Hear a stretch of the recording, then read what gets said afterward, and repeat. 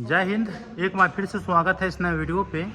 इस वीडियो के माध्यम से जो इन्फॉर्मेशन बता रहा हूँ, यह इन्फॉर्मेशन जितने भी हमारे ललित नारायण मिथिला विश्वविद्यालय के कैंडिडेट हैं जो BA BSc BCom वाले हैं, सेशन 2022 से 25 वाले हैं। देखिए, डिग्री पार्ट 3 रिजल्ट को लेकर अपडेट चाह रहे थे। वैसे मैं ये वीडियो बनाना नहीं चाह रहा था, लेकिन जैसे ही PPU का रिजल्ट आया तो आप लोग भी पूछने लगे कि हम लोग का रिजल्ट कब आएगा। और साथ में मैंने आप लोगों को कल बताए थे रात में कि कल मैं इन्फॉर्मेशन लेकर के आप लोगों के बीच आऊँगा। देखिए, अभी जो लेटेस्ट आज का जो अपडेट है, ये अपडेट मुझे तो दोपहर में ही पता चल गया था, लेकिन कुछ काम की वजह से थोड़ा लेट हो जाता हूँ और इन्फॉर्मेशन है आपको बताना भी ज़रूरी है।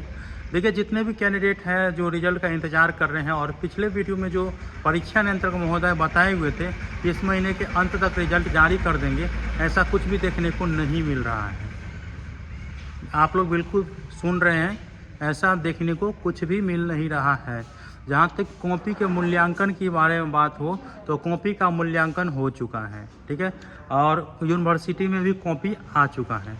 ये अभी तक का न्यूज़ है।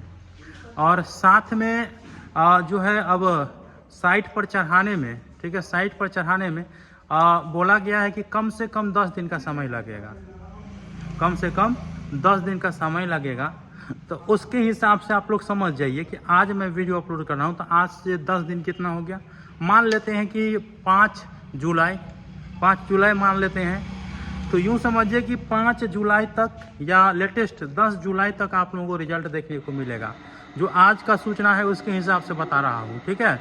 और कहिएगा कि ये सूचना कौन दिया है, तो आज जो है खुद छात्र नेता कुणाल पांडे जी है यूनिवर्सिटी गए, तो उनको कहने लगे कि मुझे 10 दिन का और मोहलत दीजिए, मैं रिजल्ट जो है वो कैंडिडेट के बीच रख दूंगा।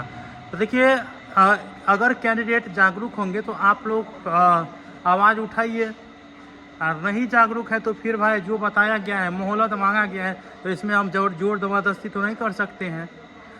तो बताया गया है कि आपको अगर समय पर रिजल्ट चाहिए या आपको अगर रिजल्ट की ज़रूरत है तो आप लोग आवाज़ उठा सकते हैं।